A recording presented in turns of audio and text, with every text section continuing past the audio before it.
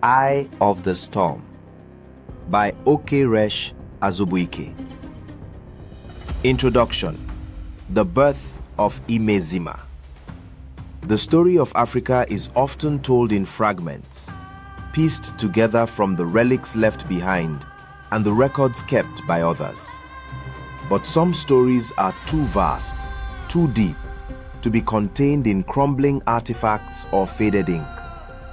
They are living stories, carried in the blood and bone, whispered on the wind that rustles through the ancient Iroko trees. This is one such story. It begins not with a king or a conquest, but with a cry, a single clear note that pierced the humid air of a night thick with brewing change. It is the cry of a girl child, born under a sky pregnant with stars and secrets, in a land that was both sanctuary and battlefield. In the year of our ancestors, 1625, when the moon sat heavy and round above the red earth of Umuaka, a village nestled between the green belly of Aro-Ngwu hills and the silver streams of Eziokpoko, a child was born under a reign that would not end. The thunder spoke like an angry god, the lightning danced on the thatch roofs, and the women of Umuaka whispered that a spirit had come to dwell among men. Her name is Imezimma, that which does great good. But to those who would love and fear her, to those who would walk beside her through the unyielding march of centuries, she will be Imezi. The village of Umuaka was one of 7 sister towns: Ndiaka, Umuokwe, Obeagu, Igbariam, Mkporo, Owereke, and Mwankwenu, spread across a land kissed by the rising sun. To the east lay forests thick with udu trees, whose wide canopies sheltered antelopes, wild boars, and spirits untamed. To the west, the rolling farmlands stretched like patchwork quilts of yam mounds, cassava ridges, and millet. At dawn, the call of the Ugene birds rose with the mist from Oguta River, mingling with the hum of women pounding yam and the rhythmic clatter of pestles in mortars. The people of Umuaka were known for 3 things: their songs, their carvings, and their stubborn pride. They said their drummers could speak to the gods, their carvers could make wood breathe, and their women, their women, could dance until even the moon tired of watching. It was into this rhythm of earth and spirit that Imezimma Ikeobi came, the 3rd child and only daughter of Mazi Ikeobi and Ugoeze Nwanyoma. Mazi Ikeobi, whose name meant the strength of the heart, was a blacksmith with arms like carved ebony and a mind as sharp as his iron.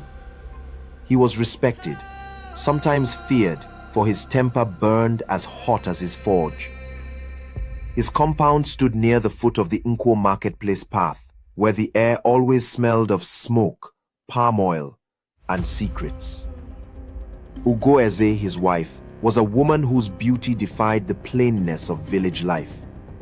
Her voice, clear, haunting, and golden, was her mystery. They said when she sang, even the crickets fell silent. Some whispered that her golden voice had been bought at a terrible price, that long ago, before her marriage, she had met the queen of the coast at the river's edge and traded something dear for her gift. But such tales were spoken only in the hush of moonless nights, and only by those who could not sing like her. The rain that night came in sheets, beating against the earth until the clay roads turned into flowing red veins. Mazi Ikeobi paced the veranda, his brows furrowed, while the cries of his wife came in waves. The midwives muttered prayers to Allah, the Earth Mother, and to Chiuku, the Great Spirit. Then, just as the rooster crowed before dawn, the storm ceased. A wind swept through the village like a whisper of peace. A baby's cry pierced the silence, a sound neither weak nor soft, but commanding, melodic, ancient. The women gasped and said, "A spirit has come back." Her mother named her Imezimma, meaning doing great good, though some said her name was a prophecy yet to be understood. The Dibia, seer, who came days later, looked upon her and declared, "This child has seen before. Her eyes are not new." And so began the story of Imezimma Ikeobi, Imezi, as her people fondly called her, the girl who would live through centuries, carrying in her heart the memory of 1,000 suns and storms.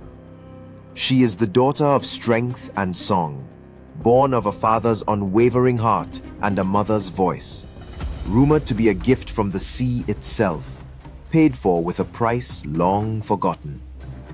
Her life is a thread that will weave through 500 years of history, through the zenith of proud kingdoms and the abyss of unspeakable sorrow, through the chains of slavery and the bitter yoke of colonialism, through the resilience of love and the searing sting of betrayal, through the erosion of ancient ways and the dizzying ascent of a new world.